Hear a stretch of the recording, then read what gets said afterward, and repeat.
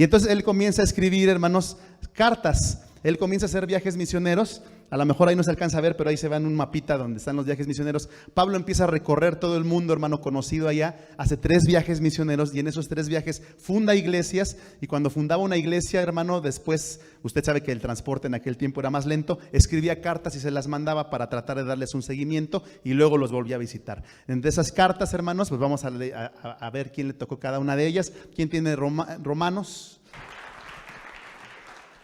A partir de ahora el orden de aparición de las cartas o epístolas se determinará por su volumen, siendo la carta de los Romanos la más extensa, con 16 capítulos. El apóstol Pablo, alrededor del año 53, muy probablemente desde Corinto, escribe a los cristianos en Roma.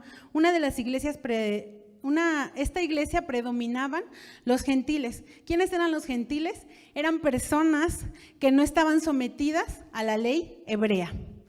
El tema principal de la carta es el plan divino de salvación y justicia para toda la humanidad. El texto clave se encuentra en Romanos 1:16, porque no me avergüenzo del evangelio, porque es poder de Dios para salvación a todos los que creen, primeramente el judío y también al griego. Otro texto también muy importante es que Romanos está lleno de teología y de muchos textos.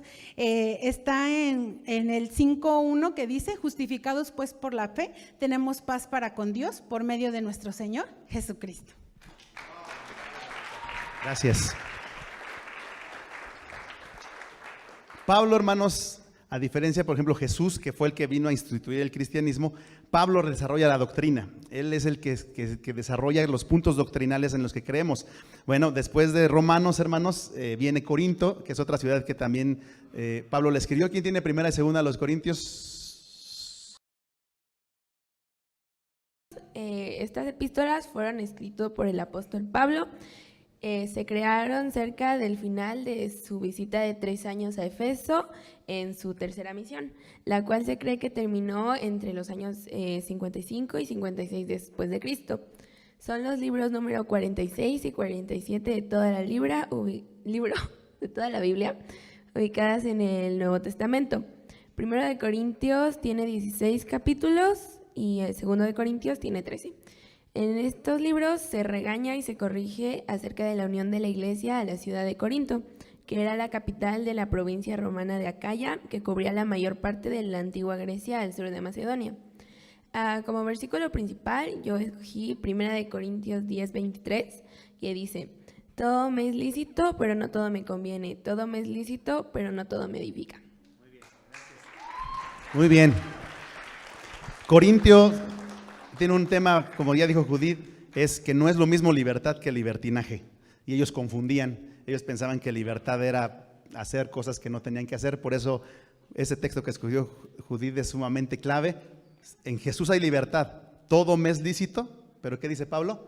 Pero no todo conviene. Todo me es lícito, después dijo más adelante, pero no todo edifica. Todo me es lícito, dice, pero yo no me dejaré dominar por ninguna de esas cosas. Así es que usted ahí tiene la clave de la libertad. Ok, otra de las cartas paulinas pues, es el libro de Gálatas, ¿sí? Fue dirigido para la iglesia de Galacia. Y bueno, temas que podemos encontrar ahí, uno se encuentra en Gálatas 2:16, la justificación por la fe en Jesucristo.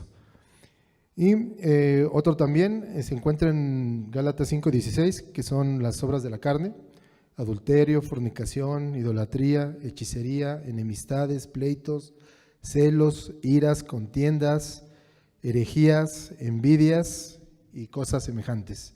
Pero también encontramos los frutos del Espíritu, que son amor, gozo, paz, paciencia, benignidad, bondad, fe, mansedumbre y templanza.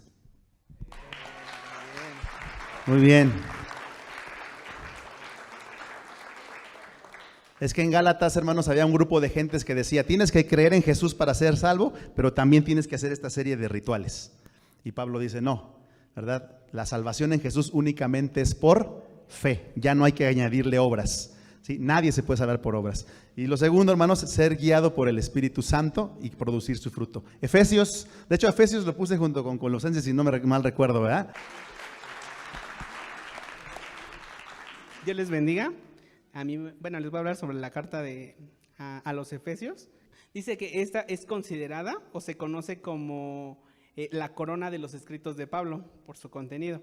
Pablo es el autor y los personajes principales, o lo que yo puedo ver es que es la iglesia siendo parte del cuerpo de Cristo, Cristo siendo el centro de la iglesia. Fue escrita mientras Pablo estaba preso, y la carta a Colosenses, en esta Pablo declara que Cristo es sobre todas las cosas y que el verdadero gozo se vive únicamente teniendo una vida con Cristo. El autor es Pablo y el personaje principal es Cristo encima de todo. Estas cartas tienen en común que son cartas que tocan temas de la iglesia en forma muy general, o no son cartas que se mencione que tenga un problema particular como en otras cartas que tienen un problema y se trata sobre ese tema particular de esa iglesia. En estas no, tratan temas muy universales. Muy bien, gracias. Sí, si usted lee esas cartas va a encontrar muchos temas ahí importantes.